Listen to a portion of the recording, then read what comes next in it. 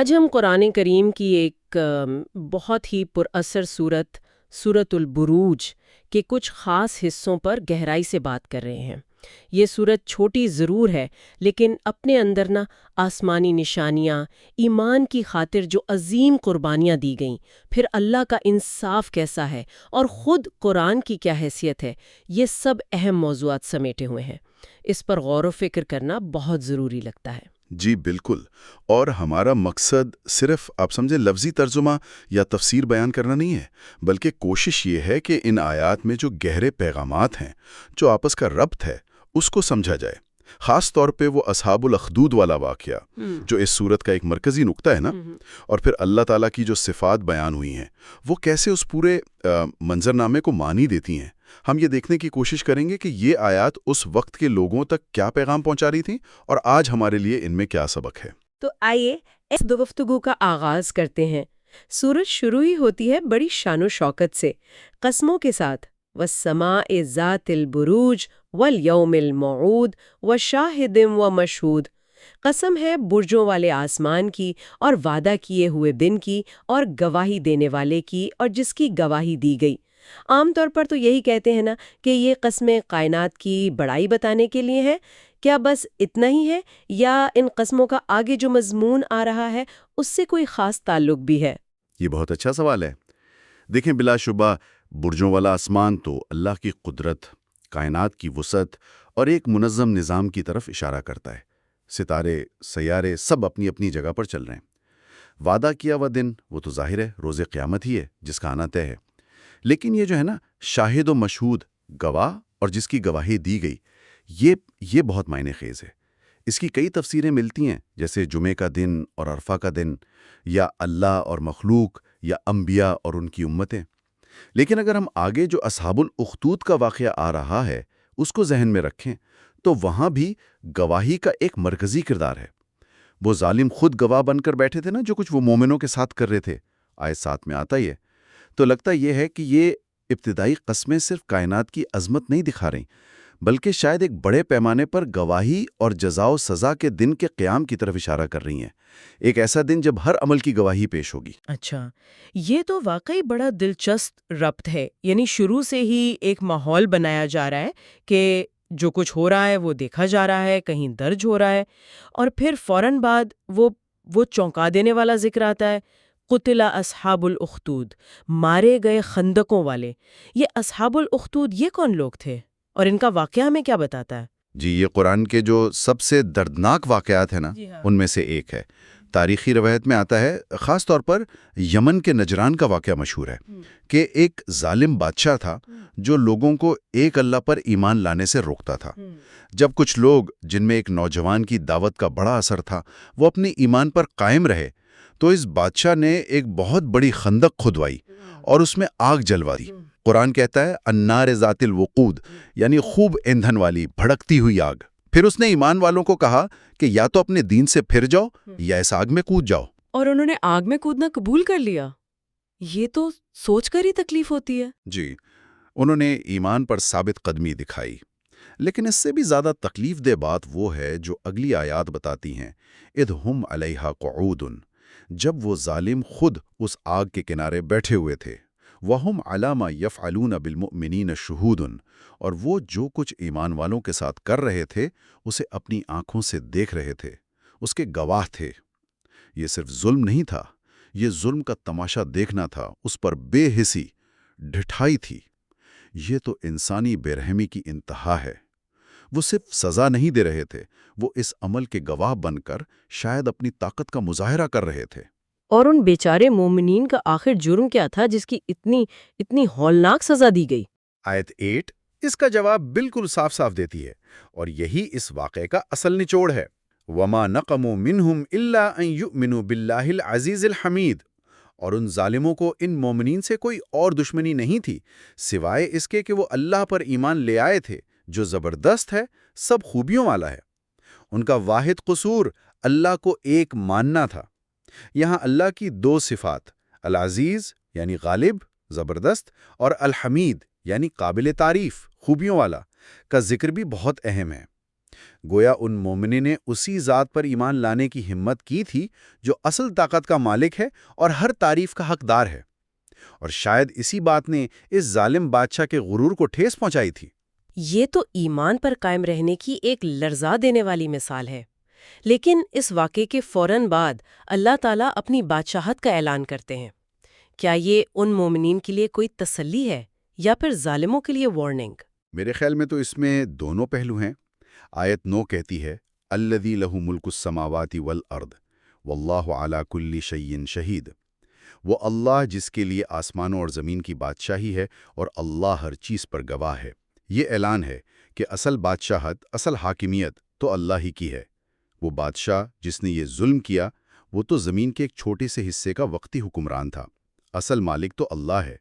اور پھر یہ کہ واللہ علی کل شیء شہید، اللہ ہر چیز پر گواہ ہے۔ یہ ان مومنوں کے لیے تو یقین دہانی ہے کہ ان کی قربانی ضائع نہیں گئی، اللہ دیکھ رہا تھا، اور ظالموں کے لیے سخت وارننگ ہے کہ ان کا یہ کام اللہ کے علم سے باہر نہیں اور وہ بچ نہیں سکتے۔ یہ شہید کا لفظ پھر آ گیا جو شروع کی قسموں سے جڑتا ہے نا؟ ہاں بالکل، اور اس گواہی اور بادشاہت کے اعلان کے بعد انجام کا فرق بتایا جاتا ہے۔ جی، آیت 10 ان ظالموں کے بارے میں ہے جنہوں نے مومن مردوں اور عورتوں کو آزمائش میں ڈالا، فتنہ میں ڈالا۔ ان الذین فتنوا المؤمنین والمؤمنات ثم لم یتوبوا فلہم عذاب جہنم ولہم عذاب الحریق۔ بے شک جن لوگوں نے مومن مردوں اور مومن عورتوں کو تکلیف دی پھر توبہ نہیں کی تو ان کے لیے جہنم کا عذاب ہے اور ان کے لیے جلنے کا عذاب ہے۔ یہاں یہ بھی کہا کہ ثم لم یتوبوا، یعنی اگر انہوں نے توبہ نہیں کی، توبہ کا دروازہ پھر بھی کھلا رکھا، لیکن اگر وہ باز نہ آئے تو دو طرح کے عذاب کا ذکر ہے۔ ایک تو جہنم کا عمومی عذاب، اور پھر خاص طور پر عذاب الحریق، جلنے کا عذاب۔ شاید یہ اس آگ کے بدلے کے طور پر ہے جو انہوں نے جلائی تھی، واللہ عالم۔ اور اس خوفناک انجام کے مقابلے میں ایمان والوں کے لیے کیا بتایا گیا؟ آیت 11 فوراً وہ دوسرا رخ دکھاتی ہے۔ ان الذین آمنوا وعملوا الصالحات لہم جنات تجری من تحتها الانہار ذلک الفوز الکبیر۔ بے شک جو لوگ ایمان لائے اور انہوں نے اچھے عمل کیے، ان کے لیے باغات ہیں جن کے نیچے نہریں بہتی ہیں، یہی بڑی کامیابی ہے۔ آگ کے مقابلے میں باغ، تکلیف کے بدلے ابدی سکون، اور اسے کہا گیا الفوز الکبیر، سب سے بڑی کامیابی۔ یعنی دنیا میں چاہے انہیں کتنی ہی تکلیف سے گزرنا پڑا، اصل اور حتمی کامیابی تو انہی کی ہے۔ یہ دنیا کے نتائج سے نظر ہٹا کر آخرت کے انجام پر توجہ دلاتا ہے۔ اس کے بعد سورت اللہ تعالیٰ کی صفات بیان کرتی ہے۔ پہلی ہی آیت 12 میں ایک سخت بات کہی گئی ہے، ان بطش ربک لشدید، بے شک تیرے رب کی پکڑ بڑی سخت ہے۔ یہ اصحاب الاخدود جیسے ظالموں کے پس منظر میں تو بہت ہی وزن رکھتی ہے۔ یقیناً بطش کا مطلب ہوتا ہے مضبوطی سے پکڑ لینا۔ یہ اللہ کے قہر اور انصاف کے لازمی ہونے کی طرف اشارہ ہے۔ یہ صرف کوئی دھمکی نہیں، یہ ایک حقیقت کا بیان ہے۔ اور پھر فوراً بعد آیت 13 اس کی قدرت کا مزید ثبوت دیتی ہے۔ انہو ہوا یبدی و یعید، بے شک وہی پہلی بار پیدا کرتا ہے اور وہی دوبارہ پیدا کرے گا۔ یہ تخلیق کی ابتدا اور انتہا، یعنی قیامت اور دوبارہ جی اٹھنے پر اللہ کے مکمل اختیار کا اعلان ہے۔ جو ذات پہلی بار بنا سکتی ہے اس کے لیے دوبارہ زندہ کرنا کیا مشکل ہے؟ یہ عقیدہ ہی تو جزا و سزا کے پورے نظام کی بنیاد ہے۔ لیکن سخت پکڑ اور قدرت کے ساتھ ہی رحمت کا بھی ذکر ہے۔ یہ توازن بہت اہم لگتا ہے نا؟ بہت ہی زیادہ اہم۔ آیت 14 فوراً کہتی ہے وَهُوَ الْغَفُورُ الْوَدُودُ، اور وہ بڑا بخشنے والا، بہت محبت کرنے والا ہے۔ الغفور یعنی گناہوں کو ڈھانپنے والا، معاف کرنے والا، اور الودود یہ بہت خاص لفظ ہے۔ یہ صرف محبت نہیں، یہ وہ محبت ہے جس کا اظہار بھی ہو، لطف و کرم والی محبت۔ یہ صفات اللہ کی ذات کے دونوں پہلو سامنے لاتی ہیں۔ وہ انصاف کرنے والا ہے، اس کی پکڑ سخت ہے، لیکن وہ بے انتہا رحم کرنے والا اور اپنے نیک بندوں سے محبت کرنے والا بھی ہے۔ یہی توازن تو امید دلاتا ہے اور مایوسی سے بچاتا ہے۔ اور اگلی آیات اس کی عظمت اور اختیار کو اور بھی واضح کرتی ہیں۔ ذو العرش المجید، عرش کا مالک، بڑی شان والا، اور فعال لما یرید، جو چاہے کر گزرنے والا ہے۔ ذو العرش ہونا اس کی مطلق بادشاہی اور حاکمیت کی نشانی ہے۔ المجید یعنی بزرگی والا، شان والا، اور فعال لما یرید وہ جو ارادہ کر لیتا ہے اسے کر گزرتا ہے، کوئی اس کے ارادے میں رکاوٹ نہیں بن سکتا۔ یہ ساری صفات مل کر اللہ تعالیٰ کی قدرت، اس کی رحمت، اس کا اختیار اور اس کے ارادے کا ایک مکمل نقشہ پیش کرتی ہیں۔ اصحاب الاخدود کے واقعے کے بعد یہ صفات مومنین کو تسلی دیتی ہیں کہ ان کا رب کمزور نہیں، وہ ہر چیز پر قادر ہے، اور ظالموں کو یہ احساس دلاتی ہیں کہ وہ جس سے ٹکرا رہے ہیں وہ کائنات کا مالک ہے اور اس کی مرضی ہو کر رہتی ہے۔ ان صفات کے بیان کے بعد گفتگو کا رخ تاریخی مثالوں کی طرف جاتا ہے۔ پوچھا جا رہا ہے، ہل اتاک حدیث الجنود، کیا تجھے لشکروں کی خبر پہنچی ہے؟ یہ سوال کس سے ہے اور کن لشکروں کی بات ہو رہی ہے؟ فوراً خود ہی جواب بھی دیا جاتا ہے، فرعون و سمود، فرعون اور سمود کے لشکروں کی۔ یہ تاریخ کی دو بڑی آپ کہیں طاقتور اور سرکش قوموں کی مثالیں ہیں۔ فرعون جس نے خدائی کا دعویٰ کیا، بنی اسرائیل پر ظلم کیا، اور قوم سمود جنہوں نے تکبر کیا، حضرت صالح علیہ السلام کو جھٹلایا اور اللہ کی نشانی اونٹنی کو مار ڈالا۔ ان کا ذکر یہاں اصحاب الاخدود کے بعد لانے میں کیا خاص بات ہو سکتی ہے؟ کیا یہ صرف تاریخ بتانا مقصود ہے؟ نہیں، یہ صرف تاریخ بتانا نہیں ہے، یہ اصحاب الاخدود کے قصے کو ایک وسیع تر تاریخی تناظر میں رکھتا ہے۔ یہ بتاتا ہے کہ حق کو جھٹلانا اور ایمان والوں پر ظلم کرنا کوئی نئی بات نہیں۔ پہلے بھی بڑی بڑی طاقتور قومیں جیسے فرعون کی سلطنت تھی، سمود کی تہذیب تھی، وہ اسی راستے پر چل کے تباہ ہوئیں۔ ان کا انجام تاریخ کا حصہ ہے۔ یہ اس وقت مکہ کے ان سرداروں کے لیے بھی ایک وارننگ تھی جو اپنی طاقت کے گھمنڈ میں قرآن کا انکار کر رہے تھے، اور ہر زمانے کے منکرین کے لیے بھی سبق ہے کہ اللہ کا طریقہ بدلتا نہیں۔ تکبر اور ظلم کا انجام آخرکار تباہی ہی ہوتا ہے، چاہے کچھ وقت کے لیے مہلت مل جائے۔ لیکن ایسا لگتا ہے کہ انسان تاریخ سے سبق کم ہی سیکھتا ہے۔ اگلی آیت جیسے اسی طرف اشارہ کر رہی ہے، بل الذین کفروا فی تکذیب، بلکہ یہ کافر تو جھٹلانے ہی میں لگے ہوئے ہیں۔ جی ہاں، یہ ایک عجیب انسانی رویہ ہے کہ ثبوت اور مثالیں سامنے ہونے کے باوجود لوگ اپنی ضد اور انکار پر اڑے رہتے ہیں۔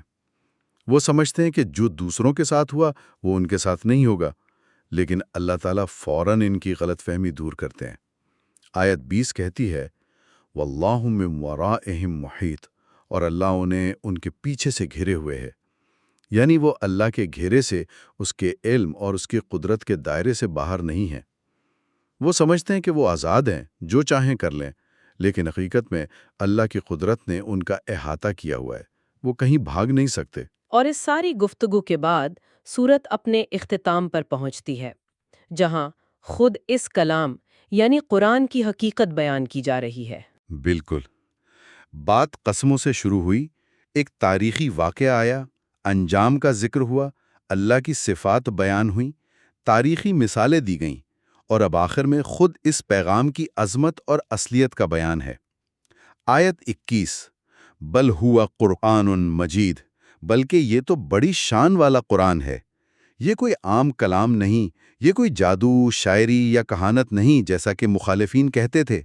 یہ مجید ہے، عظمت والا، بزرگی والا، شان والا۔ یہ لفظ اللہ کی صفت المجید سے ملتا ہے جو آیت 15 میں آئی تھی، ہے نا؟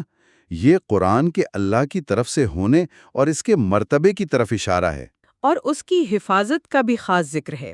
جی، آخری آیت یہی کہتی ہے، فی لوح محفوظ، جو لوح محفوظ میں لکھا ہوا ہے۔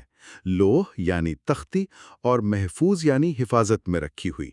اس کا مطلب ہے کہ اس قرآن کا اصل نسخہ اللہ کے پاس ایک ایسی جگہ محفوظ ہے جہاں کوئی تبدیلی، کوئی کمی، بیشی، کوئی بگاڑ ممکن نہیں ہے۔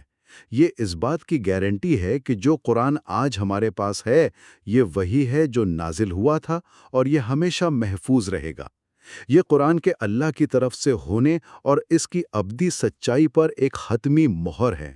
تو اس ساری گفتگو کا اگر ہم خلاصہ کریں تو سورۃ البروج بظاہر مختصر ہے، لیکن ایمان، ثابت قدمی، ظلم کا انجام، اللہ کا انصاف، اس کی قدرت اور رحمت اور قرآن کی سچائی جیسے بنیادی موضوعات کو بڑے جامع انداز میں بیان کرتی ہے۔ اصحاب الاخدود کا واقعہ دل دہلا دینے والا ہے، لیکن ساتھ ہی ایمان کی طاقت کا زبردست ثبوت بھی ہے۔ بالکل درست کہا آپ نے۔ یہ سورت ہمیں سکھاتی ہے کہ آزمائشیں اور مشکلیں ایمان کی راہ میں آ سکتی ہیں، شاید بہت سخت بھی، لیکن اصل کامیابی اور ناکامی کا فیصلہ دنیا کے نتائج سے نہیں ہوتا، بلکہ اللہ کے ہاں آخرت کے انجام سے ہوتا ہے۔ ظالم چاہے وقتی طور پر کتنے ہی طاقتور کیوں نہ لگے، وہ اللہ کی پکڑ اور اس کے علم کے گھیرے سے باہر نہیں ہے، اور ایمان والوں کے لیے اللہ کی محبت الودود اور اس کا اجر الفوز الکبیر یقینی ہے۔ یہ واقعی ایک بہت طاقت دینے والا اور امید دلانے والا پیغام ہے۔ جی، اور آخر میں ایک نکتہ شاید سامعین کے غور و فکر کے لیے چھوڑا جا سکتا ہے۔ یہ لوہے محفوظ کا تصور کہ ہر چیز پہلے سے اللہ کے علم میں ہے اور ایک محفوظ کتاب میں لکھی ہوئی ہے۔ آج کی دنیا میں جہاں معلومات کا ایک سیلاب ہے، جہاں سچ اور جھوٹ میں فرق کرنا اتنا مشکل ہوتا جا رہا ہے، جہاں بات کو بنایا اور بگاڑا جاتا ہے، وہاں یہ تصور کہ ایک مطلق، محفوظ اور نہ بدلنے والے علم اور سچائی کا سرچشمہ موجود ہے، یہ ہمارے لیے کیا معنی رکھتا ہے؟ یہ ہمیں علم، تقدیر اور حقیقت کی اصل نوعیت کے بارے میں کیا سوچنے پر مجبور کرتا ہے؟ کلا